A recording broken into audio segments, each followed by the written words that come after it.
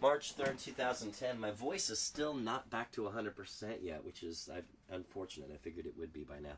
But I'm going to go ahead and do We May Be the Ones by Paul Westerberg from his album Stereo, which is one of the most important albums I've ever heard for me.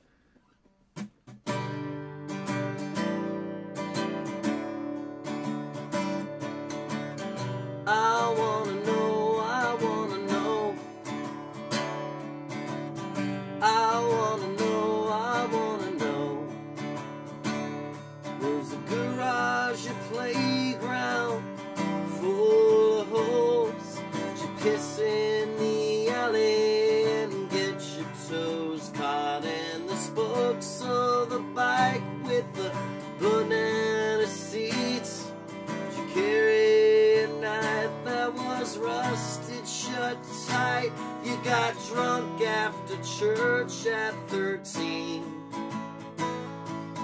We may well be the ones to set this world on its ear. We may well be the ones. If not, then why are we here? I ought to know, I wanna know, I wanna know, I wanna know. The sweet smell of candles burn low by young women, alone on their own for the very first time, under posters of rock stars that you vaguely resemble, in front of a cat. A resounding perhaps means that you'll be the next one in line.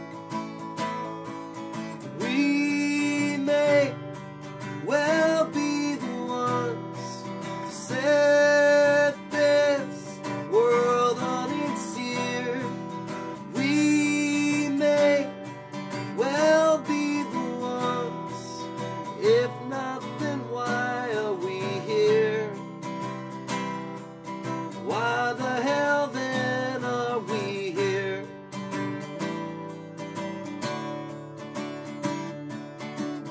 I wanna know, I wanna know. You may well be the next one. Someone sell me a handgun. Goodbye, Mom, done for. It's the Lord, tell me what for.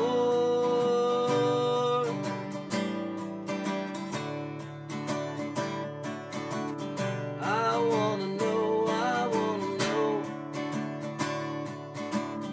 I wanna know, I wanna know. Smoked cigarette butts from your brother's green helmet he wore in that war once, where everyone lost and they taught him to pour coffee and napalm, and he traded in his storm for an intense calm that just won't let him be. We may well be the ones to set this world on its ear.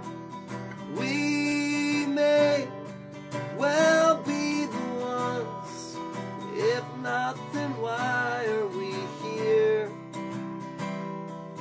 We may well be the ones to set this world on its ear.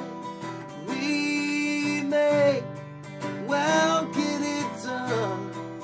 If not, then why are we here? We may well be the ones.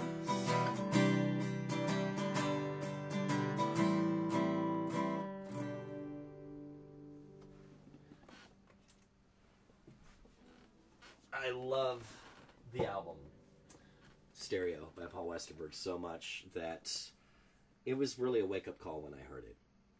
And it's hard to even describe, but I liked it so much. I went to I went ahead and recorded my own cover versions of every song from the album, and it's available on my website for what that's worth. But I had the rare opportunity to meet Paul after a show in Seattle, and he probably thought that I was completely nuts. I actually presented him a copy of that, where my friend had even like done the artwork and everything like it, and I introduced myself. I said I'm the guy, that did the CD, because Bouncer had gotten it to him. He's like, "Oh, you're that guy," and only half kiddingly raises his fingers like a cross to me. But he was actually really cool, and I said, "Well, it'd be like you meeting Bob Dylan. It's it was just something I just really appreciated the album and wanted to do that, and it'd be like you meeting Bob Dylan." He said that he had met Bob Dylan, and I thought that was just so cool. And I asked him what they talked about, and they talked about the weather. And that was more or less it. He signed my guitar. I've actually still got the signature on my guitar. It's hanging up over here. Yeah, might as well show you. Got nothing better to do besides get ready for work anyway, right? So it's faded, but up on this top half, I don't know if it's visible right there. That is Paul Westerberg's signature on my guitar. But what I love so much, besides the fact that the songs are so fantastic, and at least at the time, when you buy stereo, on the inside is also a disc called Mono by Grandpa Boy, which is essentially Paul's alter ego.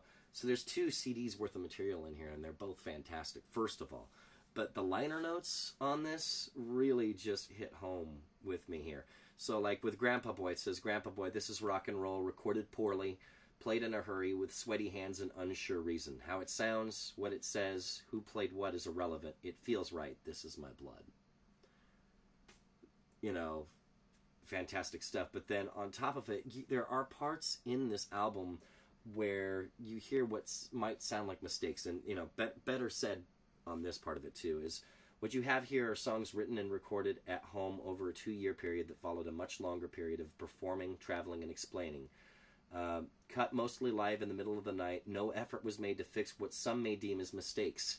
Tape running out, fluffed lyrics, flat notes, extraneous noises, etc. Many were written or born, if you will, as the tape rolled. Unprofessional, perhaps. Real, unquestionably. What I would say that these albums, but specifically stereo, really helped me to appreciate is sometimes it's the mistakes within a song that can really add character and charm to it, if that makes any sense at all. Because you hear something that it sounds kind of out of place, and it's just really, it's neat. And where, I don't know, I myself, when I write and do my own songs, sometimes I'm a perfectionist, other times not so much. Sometimes I'll just spit it out there and, it is what it is. But the is what it is attitude partially came about as a result of hearing this album, where the other part that's close to a perfectionist at the very least has taken my album Throw Money, and it's gotten to the point where a lot of the same songs were being recorded with my band the Half Racks at the time, to where I've recorded almost all of the elements and then scrapped it and re-recorded, figuring I can do this better, and then re-recording, both with the band and the Half Racks one. I have pretty much most of the major elements of it, and it just never came together. A lot of those same songs were on Throw Money, and I'd say that I've scrapped the album 6-7 times now, just because I haven't been happy with how it sounded, and I just want it to be as close to perfect as possible. But there's that side of me, the leave it as it is part, that kind of battles within myself. That's for my own compositions, though, anyway. So I'm definitely rambling, and I need to get ready for work, but that's the allowing something to just be what it is and let an audience hear it. A good portion of it came from here in that album. So there you go. All right. Till next time.